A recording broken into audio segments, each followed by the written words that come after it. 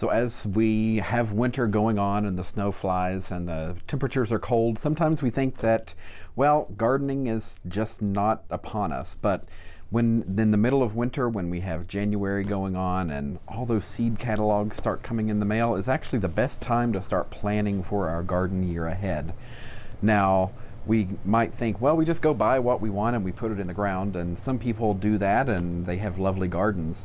But a lot of people, it really helps to plan out your garden year, and there's several different reasons for that.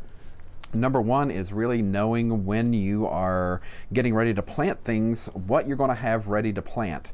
So this is especially key if you're starting your own seeds.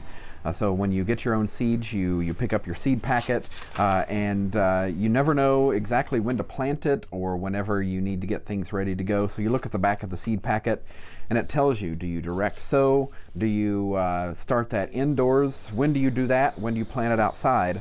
So it's really good to have that information ahead of time and really make a plan when you want to do that so you don't forget. So you look at the seed packet and it says you start indoors 6 weeks before the first or the last frost, and then you plant outdoors. So you can actually take some time to really schedule that out. What I like to do is something like make a garden plan or a garden calendar.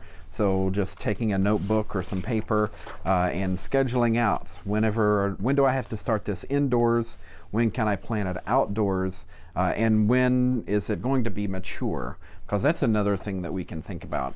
We want to think ahead to our gardening, and that's one thing that a lot of people don't do. So I plant this and it's mature in 60 days, and well, I forgot that I scheduled a 2-week vacation in 60 days. So all of that stuff is going to be ripe whenever I'm out of town. So we want to schedule things ahead of time.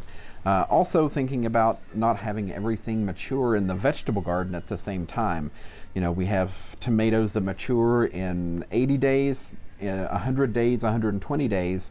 So we can really schedule those things out if we think ahead, if we create a calendar for ourselves.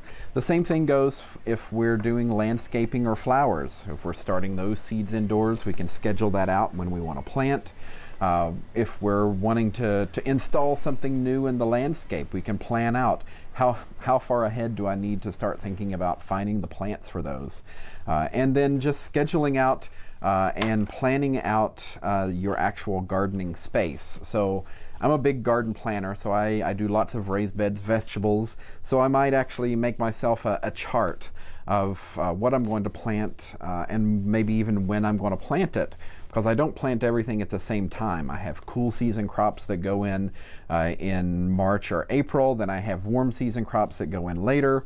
And so I schedule that out, I plan that out, and I can make good use of my space, because my beans might be done in July, and what else can I plant in there? So I can really think about making the best use of my space. Then I also have a map of what I planted where for when I need to do crop rotation next year, because I don't want to plant my tomatoes in the same place. I have it mapped out and I remember exactly where they've been for the last few years. So you can get yourself a notebook, a nice journal to use, and to keep all of that information in one place and use it from year to year, and it will help you become a much better gardener just by keeping that information at hand.